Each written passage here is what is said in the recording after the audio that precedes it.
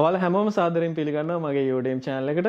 ඉතින් අද වීඩියෝ එකෙන් මම කතා කරන්නේ කොහොමද ඔයාගේ වෙබ්සයිට් එකක් Google එකට ඇඩ් කරගන්න සහ Google වල රෑන්ක් කරන්න මොන වගේ දේවල් ටිකක්ද බලපාන්නේ කියලා. ඉතින් මේ වැඩේට ගොඩක් අය කියනවා search engine optimization කියලා. ඉතින් මේක ලොකු සබ්ජෙක්ට් එකක්. ඒ වගේම ඔයාලට හොඳ ඉන්ටර්නෙට් සම්බන්ධ හොඳ knowledge එකක් තියෙන්න ඕන ඔයාගේ site එකක් වෙබ්සයිට් එකේ රෑන්ක් කරගන්න. ඒ කියන්නේ Google එකේ first page එකට අරගෙන එන්න. ඉතින් මේක බේසික්ම දේ තමයි මුලින්ම ඔයා වෙබ්සයිට් එකක් ඩෙවලොප් කරාට පස්සේ වෙබ්සයිට් එකේ කන්ටෙන්ට් එක හොඳට ඩෙවලොප් කරලා තියෙන්න ඕන යුනික් කීවර්ඩ්. ඒ කියන්නේ කට්ටිය වැඩිපුර Google එකේ හොයන search keywords බලලා ඒවා ඇනලයිස් කරලා ඒවට අදාළව කන්ටෙන්ට් එක හදලා තියෙන්න ඕන. එහෙම නැති වුණත් ප්‍රශ්නයක් නැහැ Google එකට ඇඩ් කරන්න පුළුවන්. නමුත් රෑන්ක් වෙන්න නම් අනිවාර්යෙන් keywords බලපානවා. ඉතින් ඒක එක කාරණාවක්. කන්ටෙන්ට්ස් හදාගත්තට පස්සේ අපිට පුළුවන් කෙලින්ම search engine වලට මේක ඇඩ් කරන්න. ඉතින් ගොඩක් search engines වල search console කියලා වෙනම portal එකක් තියෙනවා. ඉතින් අපිට ඒකට log වෙලා ඔයාගේ වෙබ්සයිට් එකේ තියෙන site map එකක් generate කරලා ඒක ඇඩ් කරන්න පුළුවන්. site map එකක් කියන්නේ ඉතින් site map generate කරන WordPress වල ගත්තොත් plugins තියෙනවා.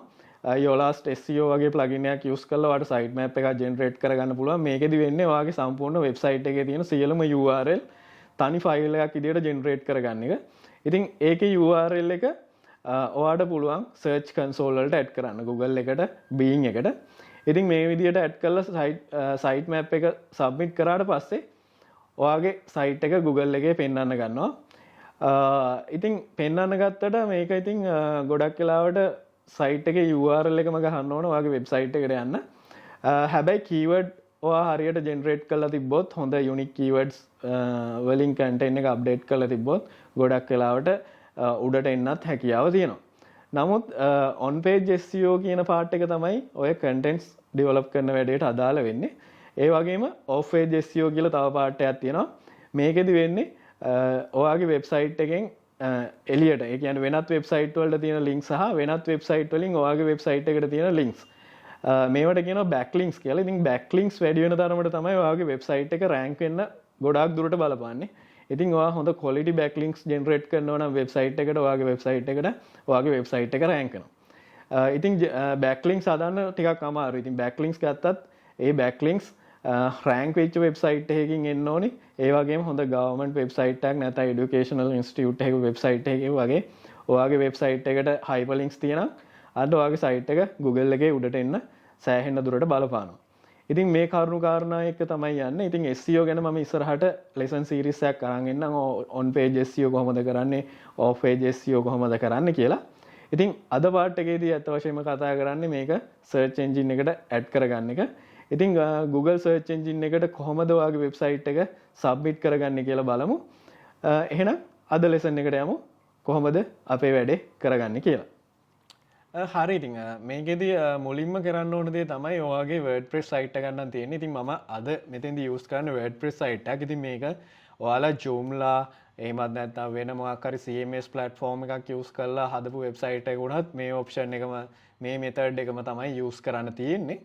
ඉතින් WordPress වලදී මේක ලේසියෙන්ම කරගන්න පුළුවන්. ඉතින් WordPress site එක ඔයාලට පුළුවන් dashboard එකට log වෙන්න. dashboard එකට log වුණාට පස්සේ ඔයා මුලින්ම කරන්න ඕන ඔයා site map එකක් generate කරගන්න ඕනේ. ඉතින් site map එකක් generate කරගන්න නම් ඔයාගේ මොකක් හරි plugin එකක් තියෙන්න ඕන. නැත්නම් complete site map එකක් generate කරගන්න අමාරුයි. ඉතින් ගොඩාක් දුරට site map generate කරන්න use කරන සහ on page SEO කරන්න use කරන plugin එකක් තමයි Yoast SEO කියන්නේ. ඉතින් ඔයාලට පුළුවන් WordPress dashboard එකේ plugin add new එකට ගිහිල්ලා ඔයාලට plugin එක install කරගන්න. ඉතින් plugin database එකේ ගියාට පස්සේ ඔයාලට Yoast කියලා search කරන්න පුළුවන්. Yoast කියලා ගැහුවම ඔයාලට ඒකේ SEO plugin එක මෙතන උඩින් වෙනවා. ඉතින් මේක පේනවා ඇති 5 million active installations තියෙනවා. 1 week වලට කලිනුත් මේකේ update එකක් දීලා තියෙනවා. මේක සෑහෙන ගොඩක් site වල use වෙන plugin එකක්. මීට අමතරව තව ජනප්‍රිය plugins තියෙනවා. මේ rank math SEO කියන එකත් ගොඩක් අය use කරනවා. ඉතින් ඔයාලට ඕන plugin එකක් මේ වගේ install කරගත්තම ගොඩක් වෙලාවට අනිවාර්යයෙන්ම site map එකක් generate වෙනවා.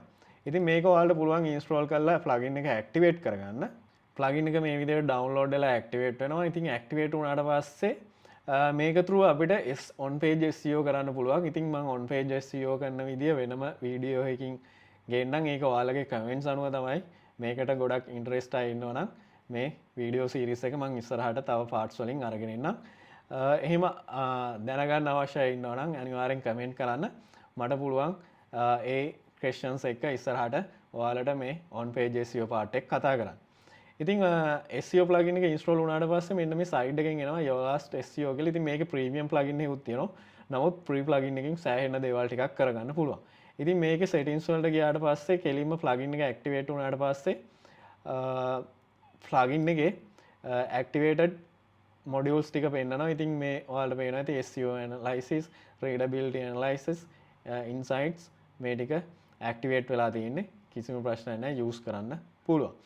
ඉතින් ඔයාලට ඉතින් site map එක මේ plugin එක install කරාට පස්සේ කෙලින්ම site map එක බලන්න පුළුවන් මේ URL එකේම ඔයාගේ domain එකේ / කියලා ගහලා site xml කියලා ගැහුවනම් ඔයාගේ ඇත්තටම site map එක බලා ගන්න පුළුවන්.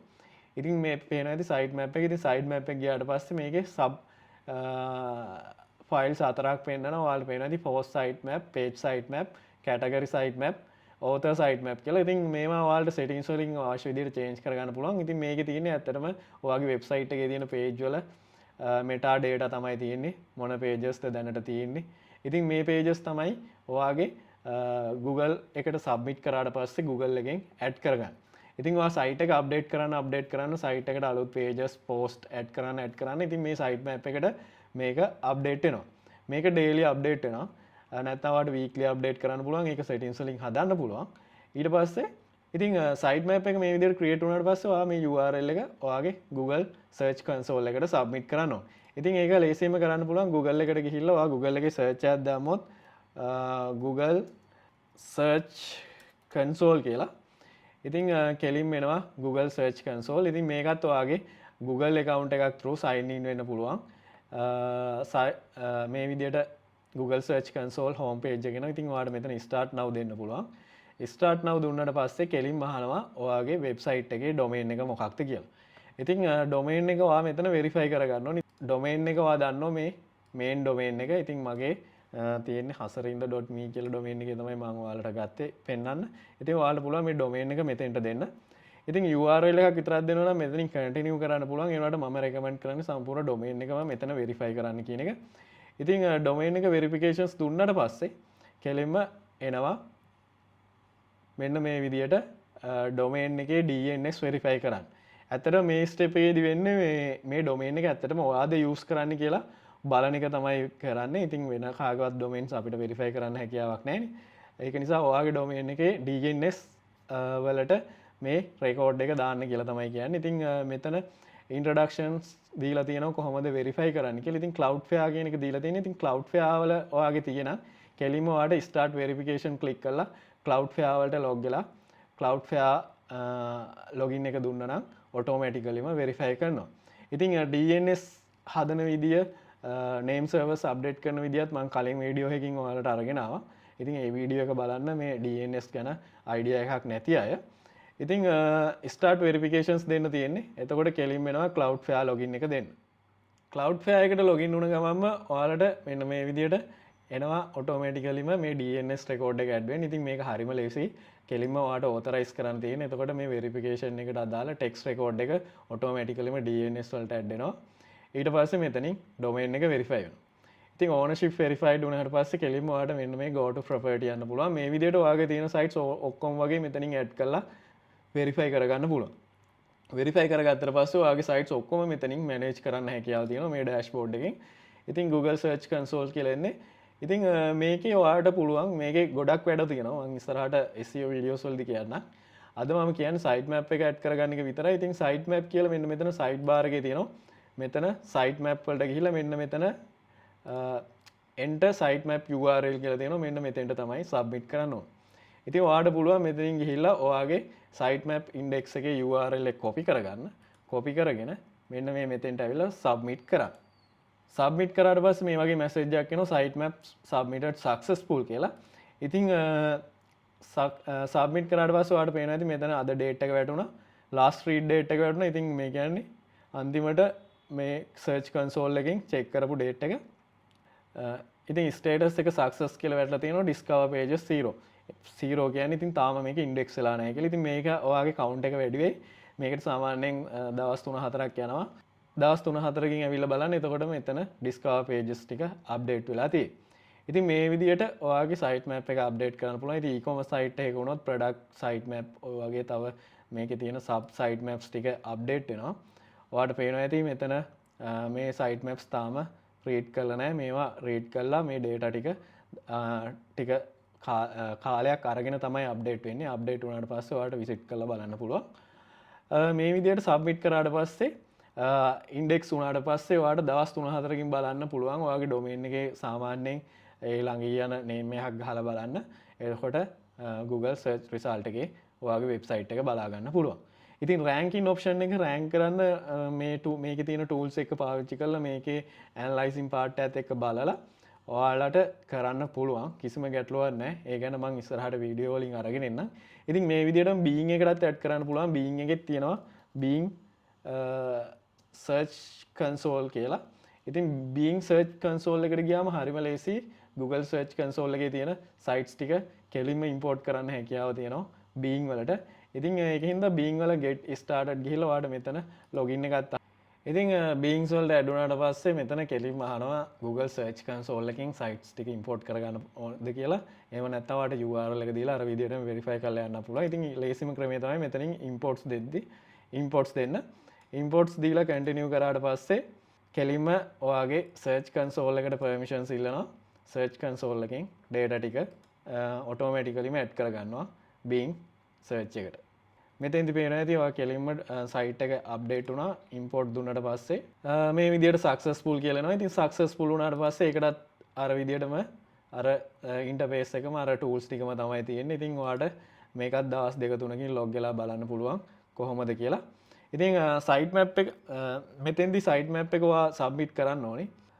මෙතෙන්දි automatically ඔයාගේ domain එක verify වෙනවා. domain එක verify වුණාට site map එක add වෙන්නේ නැහැ.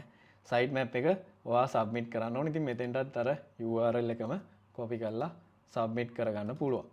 මේ විදිහට processing වැඩනවා. ඔයාලට මේකටත් දවස් 2-3කින් log වෙලා ඇවිල්ලා බලන්න පුළුවන් data ටික update වෙලාද තියෙන්නේ කියලා. Bing එකෙත් ඉතින් ඒ වගේම search එකක් දාලා බලන්න පුළුවන් ඔයාගේ site එක පෙන්නනවාද කියලා.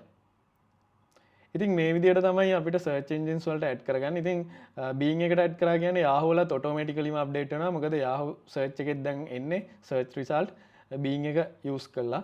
ඒකෙන්ද කිසිම ප්‍රශ්නයක් නැහැ. ඉතින් ඔයාලට මේ විදිහට ඔන්න Yandex කියන website එකටත් add කරන්න පුළුවන්. ඉතින් Yandex ගොඩක් වෙලාට use වෙන්නේ රෂියා වල.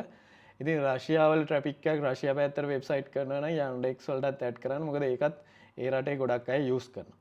මීට අමතරව තව පොඩි search engines තියෙනවා. ඔය DuckDuckGo ඒ වගේ ඒවයිතුත් සාමාන්‍යයෙන් ට්‍රැෆික් එකක් ගන්න පුළුවන්. ඉතින් ඒවටත් අවශ්‍ය නම් ඔයාලට සබ්මිට් කිරීමේ හැකියාව තියෙනවා. ඉතින් මම හිතනවා ඔයාලා හැමෝම අලුත් දෙයක් ඉගෙන ගන්න ඇති කියලා. ඉතින් ඔයාලගේ වෙබ්සයිට් එකත් search engines වලට add කරන්න මේ method එක use කරන්න පුළුවන්. මොනවා හරි ප්‍රශ්න ගැටලු තියෙනවා නම් අනිවාර්යෙන් පහල කමෙන්ට් කරන්න. මට පුළුවන් support එකක් මම comments වලට answers ලබා දෙන්නම්. වීඩියෝ එක like කරන්න, share කරන්න, ඒ වගේම channel එකත් subscribe කරන්න. අලුත් වීඩියෝ එකකින් ආයි නැවත හමුවෙමු.